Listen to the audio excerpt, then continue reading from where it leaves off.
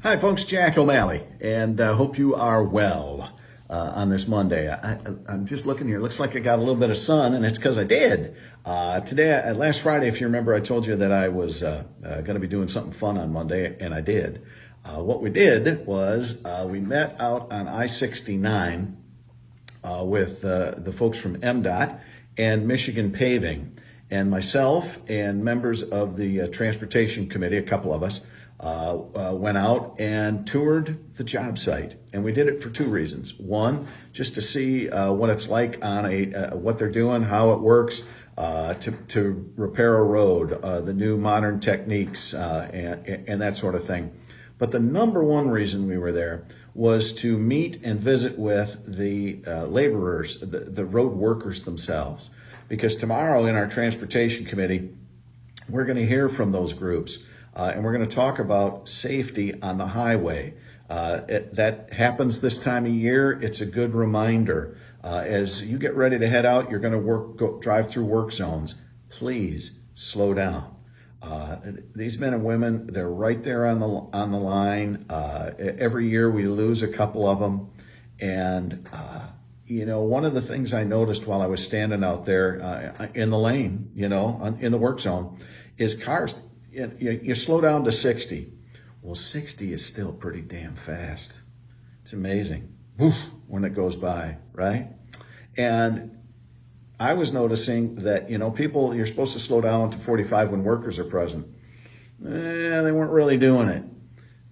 The thing is, I'm not going to preach. I think what it boils down to is this, and I interviewed a couple of these three. Just said, what's it like out here? And it's never far from their mind. One gentleman said, we come here to work every day, and in the back of your head, you might not be going home. So it's a dangerous job. And the way I look at it is the men and women who are working on our highways and byways just want to go home at night and hug the people they love, just like you do. And if you injure or worse yet kill a road worker, you're probably going to have to pay the fine, right? You might even spend some time in jail, but you have to live with that the rest of your life. That because you were texting or whatever, you weren't paying attention, you were going too fast, you killed somebody. You don't want that on you, So we're going to talk about it. You're going to be seeing more about it as you head out and you see those orange cones. You go, oh, I got to slow down. Yeah, please slow down. Those men and women are just trying to fix the roads, and they're out there, 10 hours a day, 12 hours a day, whatever it is, and they're working hard. So let's make sure they get home safe, okay? So that's what we're going to talk about tomorrow in transportation. I think it's important you don't want to be the one to hit somebody and kill them. No, you don't. So let's all when you see that next work zone, remember what I just said, okay? Say, oh, that's right, Jack's yelling at me in my ear. Just slow down, okay? Let's do it. All right, the other thing I want to chat about, and there's lots of things we can talk about, but today I was on a press conference, and I think it's important. This whole trip to Florida by the governor, more and more things come out by this, and it really is from a governor who said, let me start over. Leadership is hard. It is. Because you're getting second guessed all the time, right? No matter what you do, and I'm speaking in general terms here, don't start pounding the keyboard. In general terms, what you're elected to make decisions, and so you're going to make them. And you'll always be second guessed. That's part of the job. So please don't hear that, oh, Jack's whining. No. I get it. Leadership is hard. And you have to accept the fact that some people aren't going to agree with you all the time. But we need to do it in a respectful way. Okay, that's out of the way. That's a very basic statement there.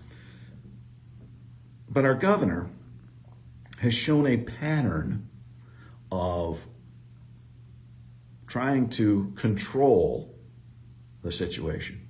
I'll give you an example, and I'll move through this quickly. The 1945 law, she said that gave her ultimate power, extreme power. The Supreme Court said, no, it didn't. The DHHS rules, I've said it before, she's staying just this side of legal, but she's probably abusing those powers too, my OSHA as well. Then we found out about this separation agreement with former Director Gordon. There's a real question of constitutionality there. It'll probably have to be decided in the courts, but there's a real question there. Then another little thing here, when the governor jetted off to Florida, I don't think it's a law, but protocol states that the law does state, let me start over. The law does state when the governor leaves the state, the next in command is in charge. Lieutenant Governor Gilchrist would be in charge, right? And I don't know if this part is law, but generally the governor alerts the legislature that the governor is out of the state on a trip or wherever, and that the lieutenant governor is now acting in their stead. I remember as a news guy in the media, you'd hear that, right? Governor Snyder, Governor Engler, Governor Granholm left the state, and the lieutenant governor's now in charge. That obviously didn't happen here, right? Why not? Well, there's an old saying, power corrupts, absolute power corrupts absolutely. And I believe we're seeing a pattern, for those of you who don't, a pattern of the governor trying to get absolute power. What I say goes. And here's my biggest gripe with who paid for the plane? Was it paid for from a legal fund? Was it ethical that it came out of there? Is $855 the right amount to pay for a seat on a private plane? Those are all valid questions and need to be answered. But here's my biggest problem with what the governor did by going to Florida in April to see her dad. Here's the biggest problem. She went to Florida in April to see her dad. And why is that a problem, you might say?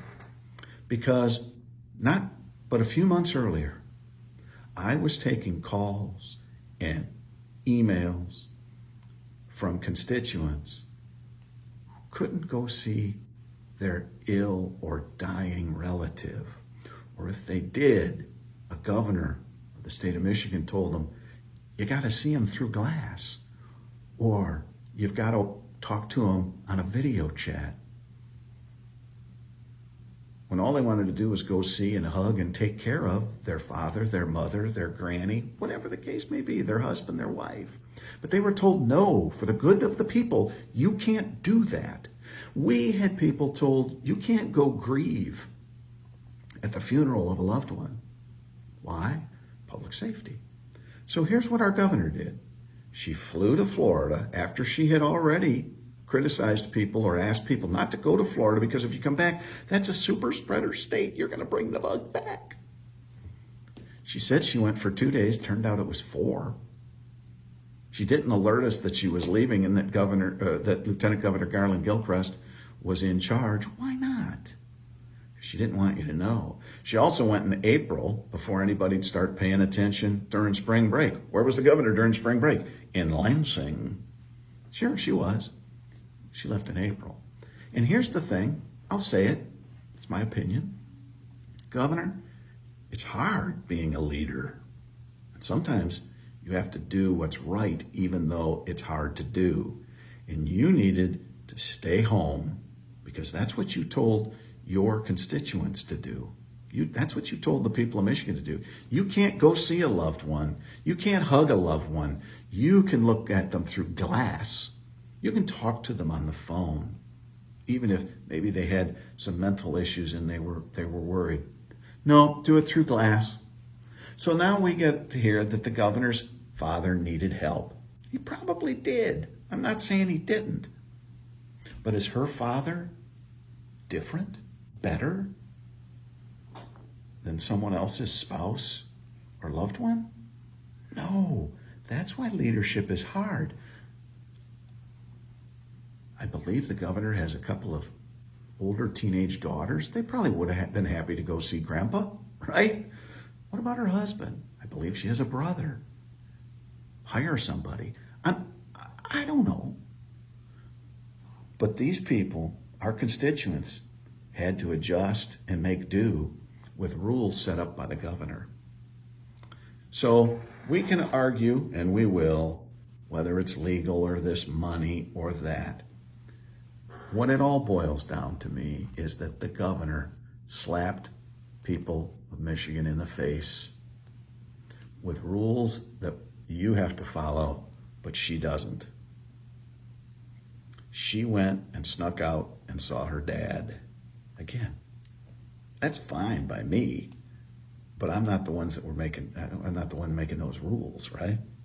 So that's my biggest problem with the governor.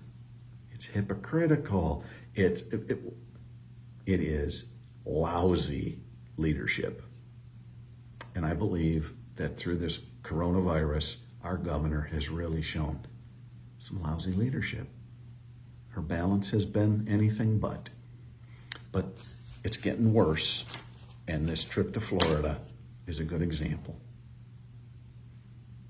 That's the way I see it anyway. All right, I'm out of here. I'm hungry. Time for dinner. Tomorrow, we'll be in session. It'll be a busy week. I'll talk to you on Wednesday, and enjoy our visits. We'll talk to you again.